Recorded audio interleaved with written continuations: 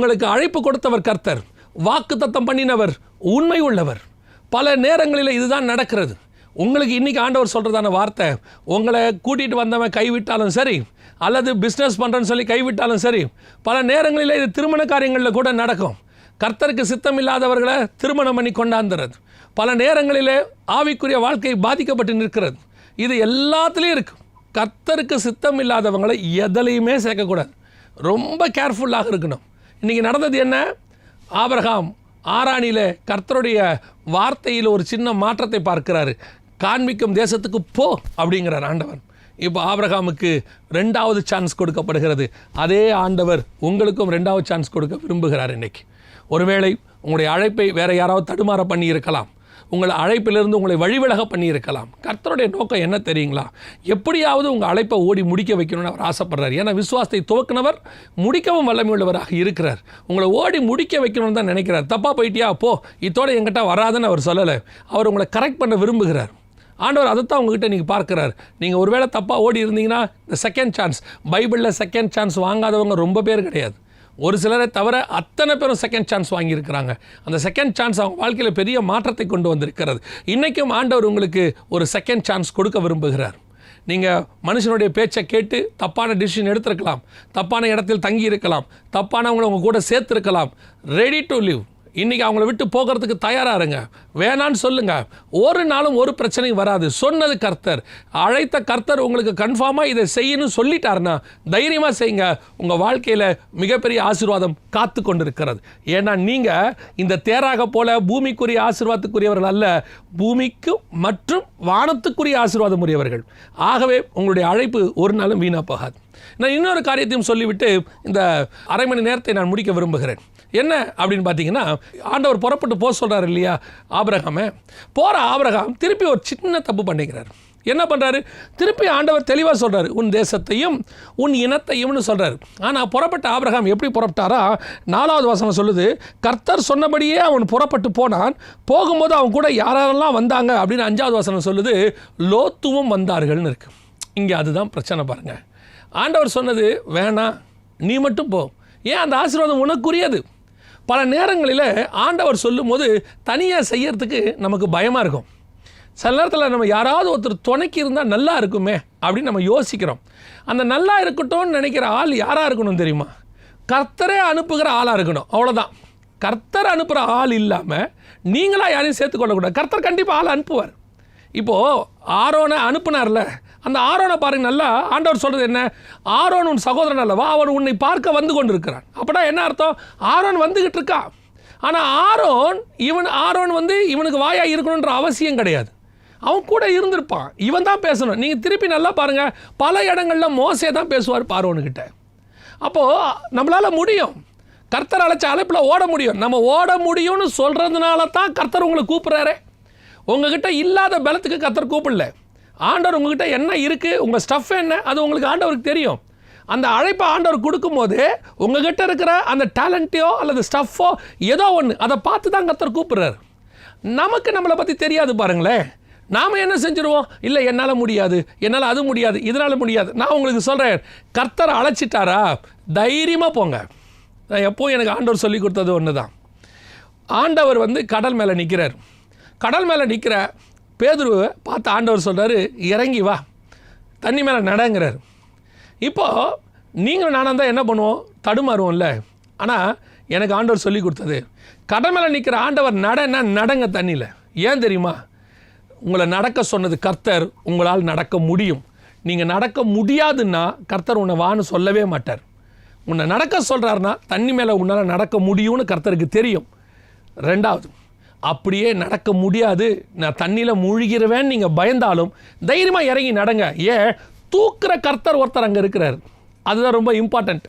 நம்ம வாழ்க்கையில் பல நேரங்களில் கர்த்தருடைய வார்த்தையை நம்பி ரிஸ்க் எடுக்க பயப்படுறோம். கர்த்தருடைய வார்த்தையை நம்பி, அதை தான் நான் திருப்பியும் சொல்கிறேன்.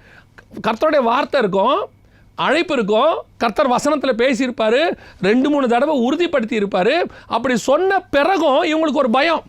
இல்லைங்க, என்ன ஆகும், என்ன நடக்கும், நம்ம இப்படி போகிறோமே, இன்வெஸ்ட் பண்ணுறோமே. நீங்கள் தைரியமாக செய்யுங்க. கர்த்தர் சொல்லிட்டாரா செய்யுங்க. கர்த்தர் சொல்லிட்டாரா போங்க. கர்த்தர் சொல்லிட்டாரா குதிங்க. கர்த்தர் சொன்னால் நீங்கள் பாட்டு தைரியமாக இறங்கி தண்ணியில் நடங்க, ஒரு பிரச்சனை இல்லை. சொன்னது கர்த்தராக இருக்கணும், அதான் ரொம்ப இம்பார்ட்டண்ட். அப்படி நடந்துட்டா உங்களை நடக்க வைக்கிறவர் அவர் இல்லையா? ஒருவேளை உங்கள் அவிசுவாசம் இருக்கா, பாதியில் ஒரு பயம் வருதா, ஐயோ நான் மூழ்க போகிறேன்னு சொல்கிறீங்களா, டோன்ட் வரி, உங்களை தூக்குற தேவனும் அங்கேயே தான் இருக்கிறார். நம்முடைய தேவன் நம்மளை அழைத்தது நம்மளை கொல்லுவதற்காக அல்ல, வாழ வைப்பதற்காக. வனாந்தரத்துக்கு போன தேவன் சொல்கிறாருன்னா வனாந்தரத்தில் சாகடிக்க வர சொல்ல மாட்டார், வாழ வைக்க வர சொல்வார். எனக்கு தெரிஞ்சு கர்த்தருடைய அழைப்பை பெற்று செத்தவன்னா ஒரே ஒருத்தன் தான் இருக்கான். யாருன்னு கேட்டிங்கன்னா யூதாஸ் காரியத்தை மட்டும்தான். அழைப்பு பெற்று வந்து அப்போஸ்தலனாகி செத்தவன் அவன் மட்டும்தான். அதற்கு பிறகு கர்த்தருடைய அழைப்பை பெற்று செத்தவன் ஒருத்தன் கிடையாது. கர்த்தர் செத்தவனை கூட வாழத்தான் வச்சிருக்கிறார். நீ மீன் வயிற்றுக்குள்ளே போயிட்டினாலும் உன்னை வெளியே கொண்டாந்து வாழ வைக்க அவரால் முடியும். நீ கல்லறைக்குள்ளே போய் 4 நாள் ஆனாலும் உன்னை வெளியே கொண்டு வந்து வாழ வைக்க அவரால் முடியும். நீ எந்த இடத்துல போய் உன்னை தூக்கி போட்டு நெருப்புக்குள்ளே போட்டாலும் உன்னை வெளியே கொண்டு வந்து வாழ வைக்க அவரால் முடியும். காரணம், உன்னை அழைத்தவர் மரணத்திற்காக அழைக்கவில்லை, உன்னை அழைத்தவர் வாழ வைப்பதற்காக அழைத்திருக்கிறார். காட் உன்னை கூட்டது வாழ வைக்கிறதுக்குப்பா. நீ ஏன் பயப்படுற? தைரியமாக இறங்கி நட. நீ இறங்கு, கர்த்தர் சொன்ன இடத்துல தைரியமாக நடந்து பாரு. கர்த்தர் ஒரு இடத்துக்கு போக சொன்னார், நடந்து போ. ஆண்டவர் ஒரு இடத்துல மிஷினரியாக போக சொன்னாரா, தைரியமாக போ. ஏன் அங்கே போனால் என்னை சாவடிச்சிருவாங்களா? இல்லை, நீ தைரியமாக நட. ஒரு வேளை உனக்கு விரோதமான ஆயுதங்கள் எழும்பினாலும் உன்னோடு கூட இருக்கிறவர் ஒருத்தர் இருக்கிறார். அதை வாய்க்காதே போக பண்ணி உன்னை வாழ வைக்கிறவர் ஒருத்தர் இருக்கிறார். சரி, நான் இறங்கி நடந்தேன், முடியலைங்க, நான் திருப்பி படகுக்கே போயிடுறேங்க அப்படின்னு சொன்னாலும் ஒன்றும் பிரச்சனை இல்லை. அந்த படகிலும் இயேசு இருக்கிறார். இன்றைக்கி ஒருவேளை நிறைய பேரை நான் பார்த்துருக்குறேன், தங்களுடைய மினிஸ்ட்ரியை தொடங்கிட்டு அந்த மினிஸ்ட்ரியில் பாதியிலேருந்து போனவங்க இருக்கிறாங்க. மறுதளிச்சு போன பேதுரு மாதிரி பாதியில் போனவங்க இருக்கிறாங்க. ஆனால் இந்த இயேசு அந்த மறுதளிச்சு போன பேதுருவை திருப்பி பார்க்கும்போது என்றைக்காவது, ஏன் பேதுரு மறுதளிச்ச, உனக்கு எவ்வளோ காரியங்கள் செஞ்சேன், உன்னை மறுரூப மலைக்கெல்லாம் கூட்டிகிட்டு போனேனே, மோசே எலியாவுக்கு ஈக்குவலாக உனக்கு கொண்டு போய் உட்கார வச்சேனே, நீ இப்படி என்னை மறுதளிக்கலாமான்னு கேட்டாரா? ஒரு வார்த்தை கேட்க மாட்டார். ஏன்னா இந்த ஆண்டவர் உன்னை ஹர்ட் பண்ணுற ஆண்டவரே கிடையாது, உன்னை காயப்படுத்துகிற ஆண்டவர் கிடையாது, உன்னை வருத்தப்படுத்துகிற ஆண்டவர் கிடையாது. நீ தவறு செய்திருந்தாலும் கூட, இனி முடியாதுன்னு சொன்னாலும் கூட, உன்னை மீண்டும் எழும்ப பண்ணி உன்னை திருப்பி அந்த ஓட்டத்தில் ஓட வைக்கிற ஆண்டவர் அங்கே ஒருத்தர் இருக்கிறார். அவனுக்கு அதே படகுல உட்கார வச்சு அவரும் கூட உட்காந்து, பயப்படாத, மூழ்கினதும் நீ தான், தூக்குனது நான் தான், இன்றைக்கி படகுல உன் கூட உட்கார வச்சுருக்கேன், திருப்பி நீ உயிரோடு கூட இருக்கிற, இந்த நான் சர்வ காலமும் உன் கூடவே இருப்பேன்னு அவனுக்கு ஆறுதல் சொல்கிற தேவன். அந்த தேவன் தான் அவன் கூட இன்றைக்கி இருக்கிறார். ஏன் அவனுக்கு இன்றைக்கி பயம்? உன் அழைப்பில் ஏன் அன்னோன் பர்சனை சேர்க்குறீங்க, அன்வான்ட் பர்சனை சேர்க்குறீங்க? இந்த லோத்துவை கொண்டு வந்து சேர்க்குறாரு திருப்பி. யார்? ஆபிரகாம். எதனால்? ஐயோ அண்ணன் பையனாச்சே. நிறைய பேருடைய ஊழியமும் சரி, நிறைய பேருடைய ஆவிக்குரிய வாழ்க்கையும் சரி, குடும்ப வாழ்க்கையும் சரி, ஏன் பல நேரங்களில் உங்களுடைய ஜப வாழ்க்கையும் சரி, இந்த மாதிரி ஆட்களால் தான் காணாமல் போகும். ஐயோ அண்ணன் பையனாச்சே, சொந்தக்காரங்களாச்சே, நண்பர்களாச்சே, நம்ம எப்படி அவங்கள விட்டுறது? நம்ம அவங்க எவ்வளோ நாளாக பழகிட்டோம், எத்தனை வருஷமாக பழகிட்டோம், அப்படிலாம் விட முடியாது. நல்லா தெரிஞ்சுக்கொள்ளுங்க, கர்த்தர் சேர்த்துக்கோன்னா சேர்த்துக்கணும், கர்த்தர் விட்டுருன்னா விட்டுருணும். உலக பிரகாரமாக பார்க்கும்போது இது கொடூரமாக தெரியும், உலக பிரகாரமாக பார்க்கும்போது இது தப்பாக தெரியும்.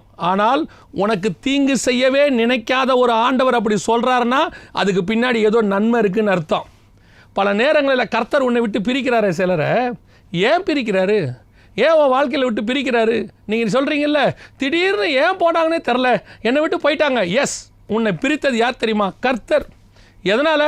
அவன் உன் கூட இருந்தால் உன் ஆவிக்குரிய வாழ்க்கை போயிடும், அவன் உன் கூட இருந்தால் உன் பிஸ்னஸ் காணாமல் போயிடும், அவன் உன் கூட இருந்தானா உன்னுடைய ஊழியம் காணாமல் போயிடும். அண்ணன் பையன், சொந்தக்காரன், நண்பர்கள் அப்படின்னு கொண்டு வந்து மினிஸ்ட்ரியில் நுழைக்கிறது, பிஸ்னஸில் நுழைக்கிறது, அவங்களுடைய குடும்பத்துக்குள்ளே நுழைக்கிறது. கடைசியில் என்ன ஆச்சு? குடும்பம் காணாமல் போச்சு, பிஸ்னஸ் காணாமல் போச்சு, ஆவிக்குரிய வாழ்க்கை காணாமல் போச்சு, ஏன் நிறைய பேருடைய ஊழியங்கள் காணாமல் போச்சு.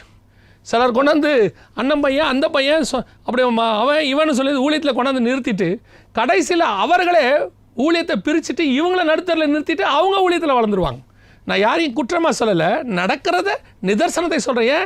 எல்லாரும் வாழ்க்கையில் மேலே வரணும்னு நினைக்கிறாங்க, ஒரு சிலர் உண்மையாக மேலே வரணும்னு நினைக்கிறாங்க, ஒரு சிலர் மிதிச்சுட்டு மேலே வரணும்னு நினைக்கிறாங்க.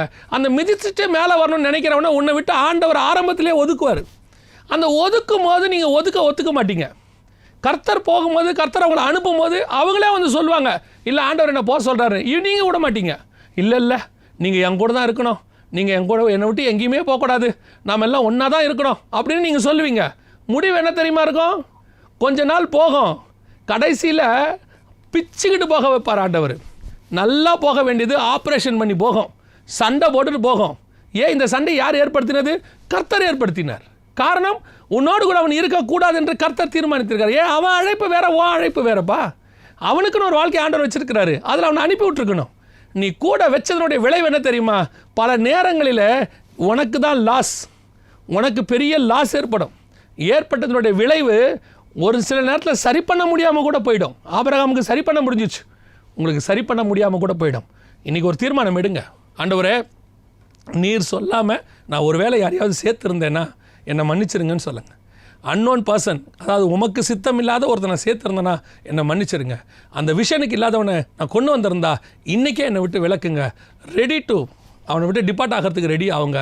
உனக்கு நன்மை செய்கிற ஆண்டவர் உன்னோடு கூட இருக்கிறார். ஒரு நாளும் அவர் உனக்கு தீங்கு செய்ய மாட்டார்.